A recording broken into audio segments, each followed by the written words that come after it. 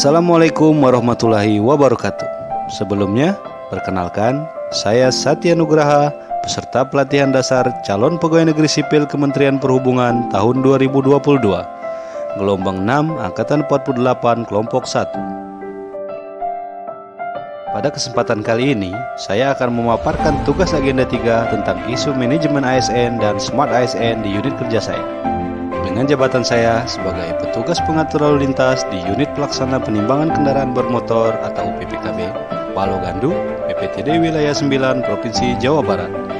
Dengan tutor agenda 3, Ibu Adhani Ekowati.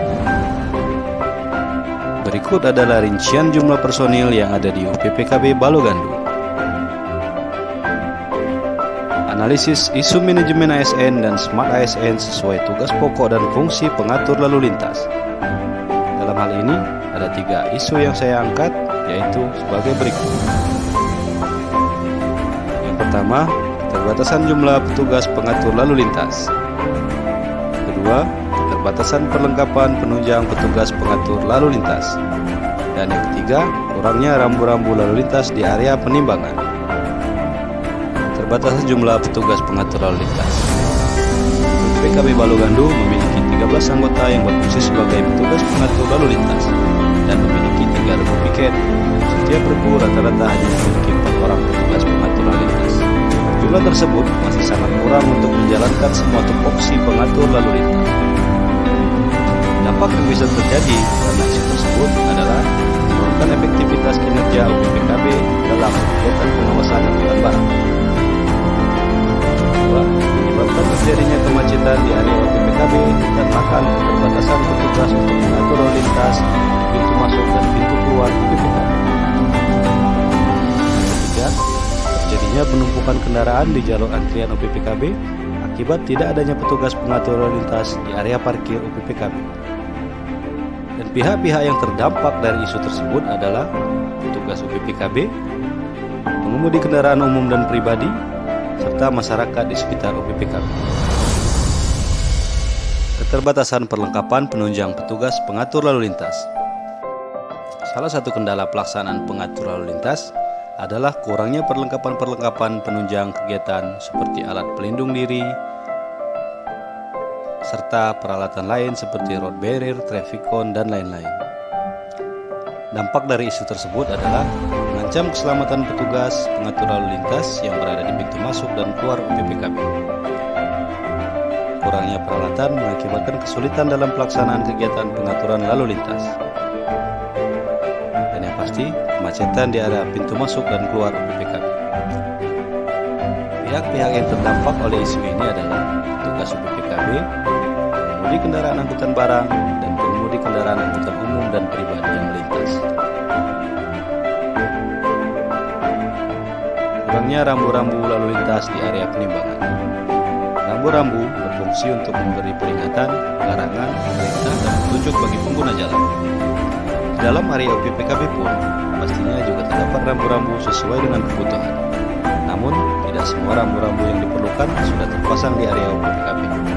Seperti rambu petunjuk arah ke area parkir, rambu perintah untuk pengemudi angkutan barang untuk menyiapkan dokumen-dokumen kendaraan, dan lain-lain. Dari isu ini adalah kebingungan pengemudi kendaraan angkutan barang untuk menuju area parkir, menyebabkan penumpukan kendaraan di jalur antrian yang dapat mengakibatkan kemacetan di pintu masuk UPPKB karena harus menunggu pengemudi kendaraan angkutan barang menyiapkan dokumen kendaraan. Yang terdapat dari isu ini adalah petugas UPPKB dan tentunya pengemudi kendaraan angkutan barang yang sedang berada. Kaitan isu-isu dengan substansi manajemen ASN dan Smart ASN. Keterbatasan jumlah pengatur lalu lintas dalam kegiatan pengawasan dan penindakan kendaraan angkutan barang berkaitan dengan masalah manajemen ASN karena mengakibatkan kurang efektifnya peran petugas pengatur lalu lintas dalam melaksanakan tupoksi yang diemban serta mengharuskan petugas lain untuk mengisi beberapa posisi yang kosong. Seperti contoh, petugas penimbangan kendaraan bermotor dengan terpaksa merangkap sebagai petugas pengatur parkir. Keterbatasan perlengkapan penunjang petugas pengatur lalu lintas. berkaitan dengan implementasi Smart ASN. Kurangnya peralatan mengakibatkan kesulitan petugas pengatur lalu lintas untuk menerapkan ilmu rekayasa lalu lintas saat mengarahkan kendaraan angkutan barang untuk masuk dan keluar dari UPPKB. Kurangnya rambu-rambu lalu lintas di area penimbangan mengakibatkan efektivitas waktu operasional jembatan timbang UPPKB Balugandung akan menurun, serta menciderai kode etik dan kode perilaku ASN. Analisis core issue.